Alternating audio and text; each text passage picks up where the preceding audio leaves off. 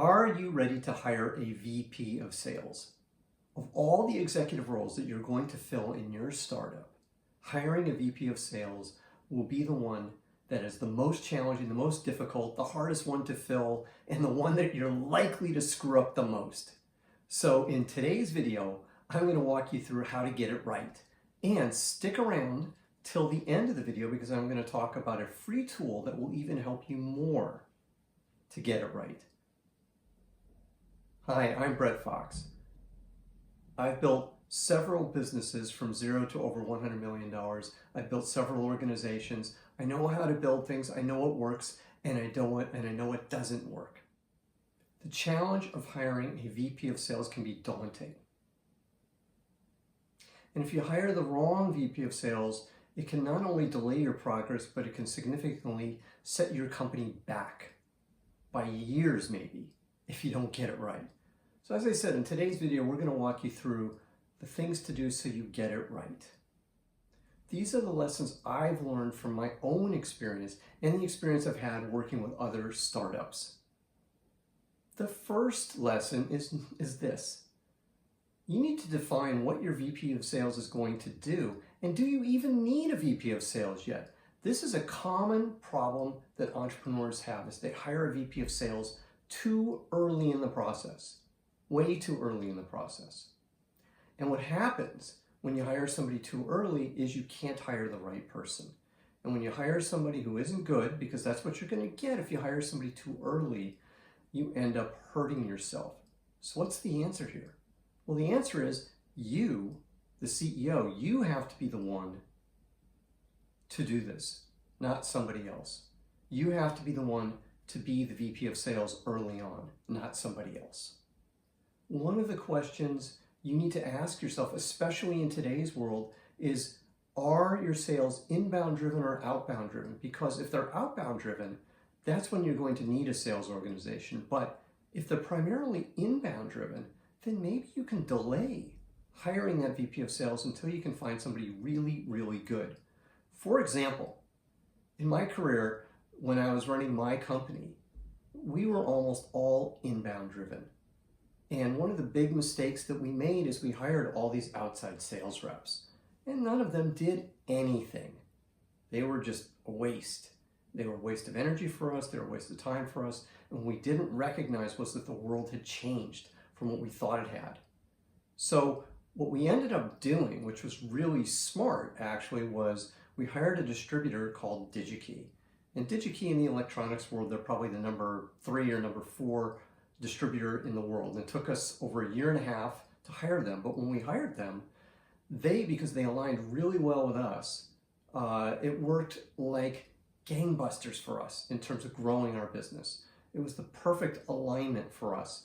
All of their business was driven by inbound sales, interesting enough, just like us.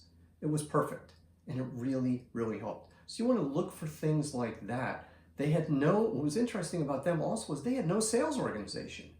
None. All driven by inbound marketing. So until you need that outbound organization, don't hire the outbound organization. That's one of the smartest things you can do.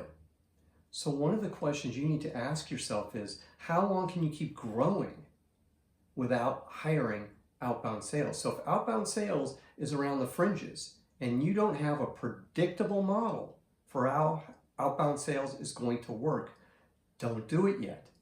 It's just going to hurt you. So what does outbound sales look like? Well, the first thing you want to do is, before you hire that VP of sales, hire some sales reps first. And then you and the sales reps, you're responsible for growing outbound sales. Until you have a predictable, repeatable process, don't hire a VP of sales because they're not going to succeed yet. You want to be able to hand over the process to a VP of sales and say, look, these are the steps for us to sell. These are the 4 steps, the 5 steps, whatever they are. Here's how we sell. And your job is to scale, to take us from that $1 million ARR, that $3 million ARR, that $5 million ARR, whatever it is, and scale us to $30 to $50 to $100 million. Not to change the process, but to scale the process. There's a huge difference. Is the job big enough so you can hire a world-class VP of sales?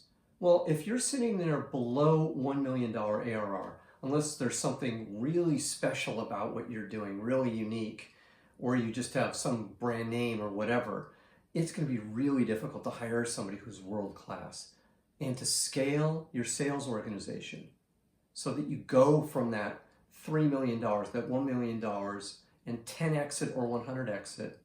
You need somebody world-class. The job has to be big enough. Now, what is the size of your company before that happens? Well, that's going to be somewhere between $1 million and $10 million in all likelihood. The closer you are to 10, the more likely it is that you're going to be able to attract somebody who's going to be excited by what you're doing.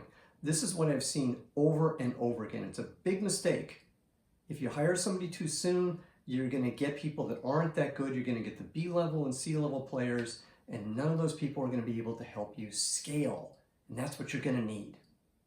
So what if you can't recruit your world-class VP of sales? Let's say that you're at that size.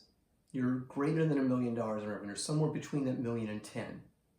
Why aren't you able to do it? Well, let me propose a few possibilities. Number one, maybe the job just isn't compelling enough yet. That's the first possibility. Maybe it's just not that exciting for whatever the reasons are. Now, number two, which is related to number one, could be that you haven't presented the job in the right fashion. In other words, you're not selling the job the way that it needs to be sold. That's the second reason. The third reason could be that maybe you have the wrong recruiter or you're recruiting from the wrong pool of people.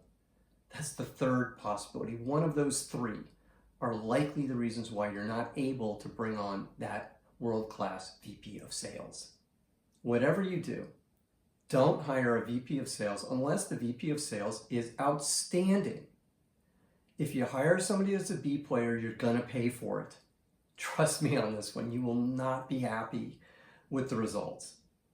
So those are my tips for hiring a world-class VP of sales. Now, for the free tool I was telling you about, I have a free checklist of the interview questions you should ask every single VP sales that you interview. It's my best tips. It's the best ones for you to be able to hire that world-class VP of sales. These are the questions that are going to ferret out the A players from the B players. All you have to do is click the link below this video to get it. I'm Brett at brettjfox.com. I've enjoyed speaking with you today. Take care.